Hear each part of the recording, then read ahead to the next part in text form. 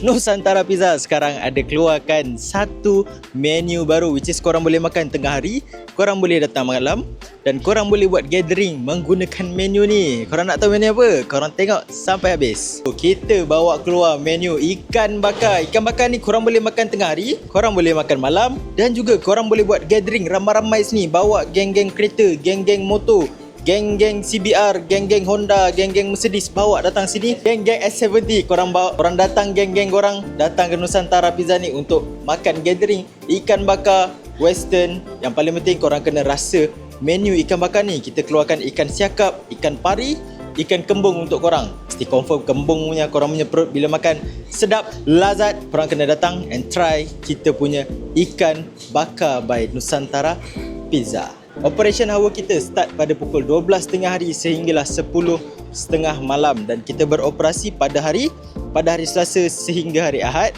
6 hari bekerja pukul 12 sampai pukul 10. Ingat, 12 sampai 10.30 malam.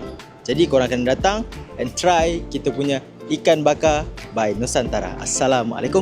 Fly.